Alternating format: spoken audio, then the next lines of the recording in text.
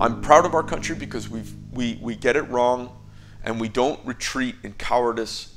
We put our chin out again to try to get it right the next time.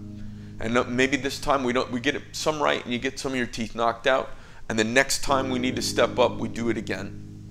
You know, knife making is for me it's kind of an allegory of life. And each knife is kind of a moment, and you're trying to get it as right as possible, and you don't get them all right. Matter of fact, a lot of them go wrong.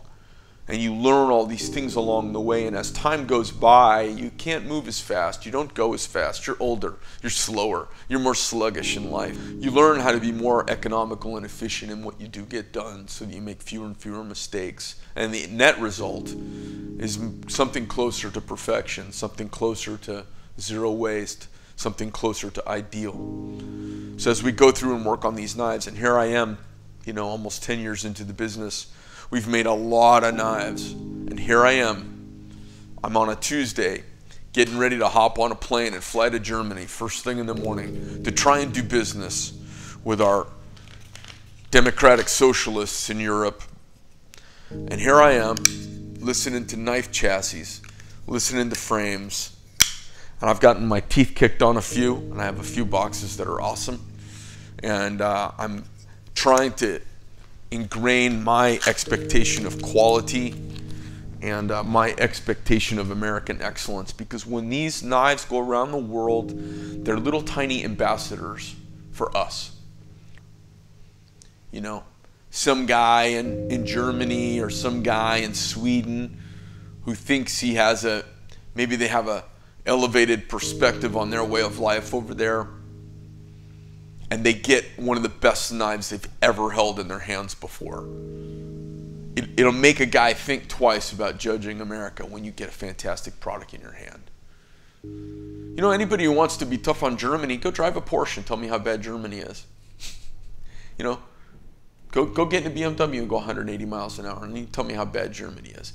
At some point, you kind of have to, the accomplishments of our cultures are the things by which we are often measured.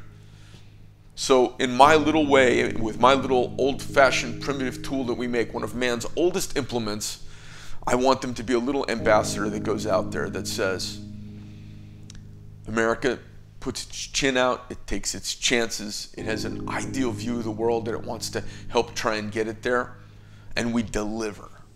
I think of the founding fathers. I think of George Washington and Thomas Jefferson, John Adams. I think these guys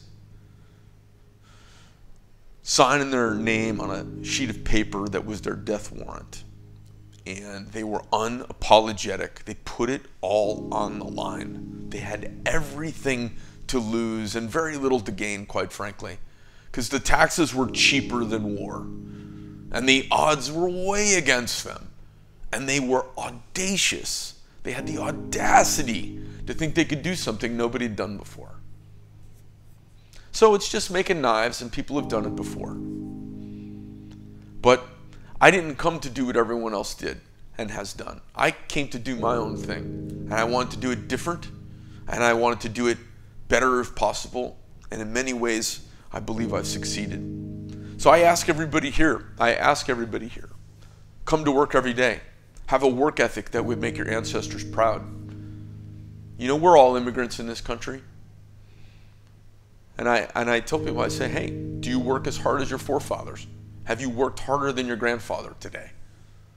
Guys will look at you like you're insane until they get what you mean. Have the audacity to work and leave your imprint on the world, because we're all dead soon enough, and you might as well leave an amazing mark, even if it's just 100,000 knives floating around that have my initial on them that people covet over the centuries. Cool.